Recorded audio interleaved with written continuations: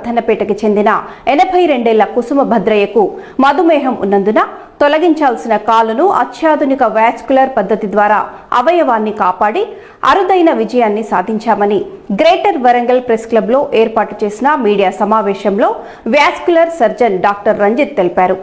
రోగి వయస్సు, తనకు ఉన్నటువంటి ఆరోగ్య సమస్యలను దృష్టిలో పెట్టుకుని రైట్ ఫెమెరో పాప్లిటియాల్ ఎక్లూజివ్ డిసీజ్ ఉన్నట్లు నిర్ధారించిన డాక్టర్లు తనకు అత్యవసరంగా వాస్కులర్ బైపాస్ సర్జరీ ద్వారా ఆపరేషన్ చేసి కాలు కాపాడారని భద్రయ్య తెలిపారు.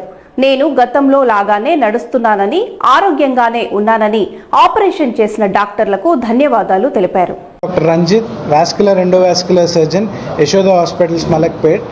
సో మన పేషెంట్ భద్రయ్య గారికి కాళ్ళల్లో తొడ రక్తనాళం కంప్లీట్గా మూసుకుపోవడం జరిగింది. ఇనీషియల్గా బెలూన్ పెట్టి ఓపెన్ చేయడానికి ప్రయత్నించాము, అది సక్సెస్ఫుల్గా ఓపెన్ అవ్వలేదు. అందుకే ఇమీడియట్గా బైపాస్ చేయాల్సి వచ్చింది.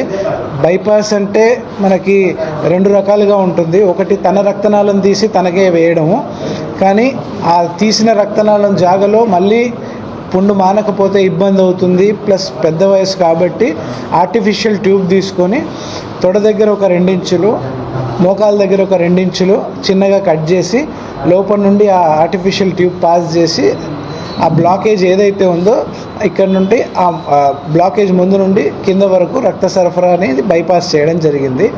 చేసిన తర్వాత ఇమీడియట్గా మనకు ఆన్ టేబులే రక్త సరఫరా అనేది పాదంలోకి వస్తుంది అనేది తెలిసింది. తర్వాత వెంటనే ఆ 1 వేలు మాత్రం తొలగించి తర్వాత మనకు రికవరీకి కొంచెం టైం పట్టింది. ఎందుకంటే ఏజ్, షుగరు, బీపీ, కొంచెం బాడీలో ప్రోటీన్ తగ్గడము, ఇన్ఫెక్షన్, సెప్సిస్, క్రియాటినిన్ పెరగడము, ఇవన్నీ రీజన్స్ ఉండడం వల్ల కొంచెం డిలే జరిగింది. Delay in the sense recovery అనేది డిలే అయింది తప్ప మనం మొత్తానికి ఆయన కాలు కాపాడగలిగాము. వితిన్ 1 మంత్ లోపు ఆయన లేచి నడిచేలాగా చేయగలిగాము.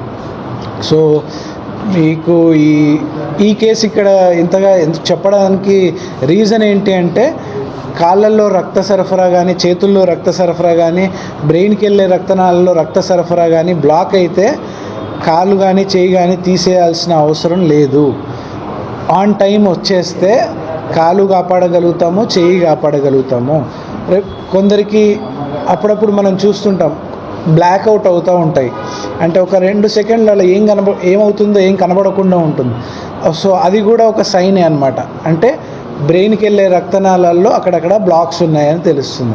సో అది మనం ముందుగానే పసిగట్టి బ్లాక్ని తీసేస్తే ఫ్యూచర్లో పెరాలసిస్ వచ్చే ప్రాబ్లమ్ని కూడా మనం అరికట్టవచ్చు. ఇవే కాకుండా యాజ్ అ వాస్కులర్ సర్జన్ మనం ఏమేమి ట్రీట్మెంట్ చేస్తామంటే, మనకి ఎక్కువగా నిల్చుని ఉండేవాళ్ళు లైక్ టీచర్స్ కానీ, ఇప్పుడు మన మీడియా వాళ్ళు కానీ, పోలీస్ ఆఫీసర్సే కానీ, నర్సింగ్ స్టాఫే కానీ ఎక్కువసేపు నిల్చునే వాళ్ళకి కింద నుండి పైకి వెళ్ళే రక్త సరఫరా అనేది ఆగిపోయి కాళ్ళల్లో నరాలు తేలి ఎక్కువసేపు నిల్చుంటే కాళ్ళు వాపులు వస్తాయి, కొంచెం కలర్ చేంజ్ అవుతుంది, పుండ్లు అవుతూ ఉంటాయి.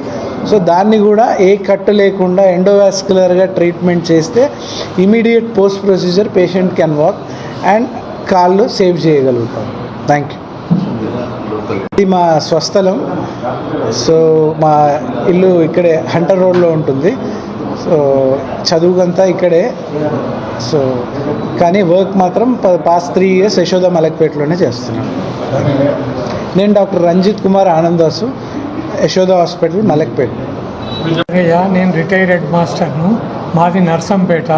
నేను 82 సంవత్సరాలు ఉంటాను. నాకు ఈ కుడికాలు 3వ వేలు కొద్దిగా వాసినాక ఇక్కడికి హన్మకొండ హాస్పిటల్కి వచ్చాను. అది కొద్దిగా కట్ చేశారు. ఆ తర్వాత నేను మొత్తం కాలు అదే చాలా బాధపడుతూ ఉండేవాడిని. అప్పుడు హైదరాబాద్ వెళ్ళండి, ఇక్కడ మీకు రక్త సరఫరా కావడం లేదు, ఆ నరం ఏదైతే ఉందో అది పనిచేయడం లేదంటే నేను యశోద హాస్పిటల్కి వెళ్ళాను మలక్పేటలో. అక్కడ రంజిత్ సారు నాకు డాక్టర్గా పనిచేశారు. దాన్ని ఆపరేషన్ చేసి తర్వాత రక్తనాళాన్ని ఇక్కడికి సరఫరా రక్తం అయ్యేటట్టుగా చేసి నాకు వచ్చేశారు. దాంతో నేను ఇప్పుడు కాలు బాగానే నడుస్తున్నాను. అయితే కొద్దిగా ఇబ్బంది ఉంది, కానీ అప్పటికి ఉండేటువంటి ఇబ్బంది లేదు. ఒకవేళ అట్లనే నేను లేట్ చేస్తే నా మోకాలు వరకు ఇక్కడికి కాలు తీసేసేటువంటి ఒక పరిస్థితి ఉండే, అది తప్పించిండ్రు. నాకు చాలా మేలు చేశారు. వారిని నేను ఎప్పుడు కూడా మర్చిపోను.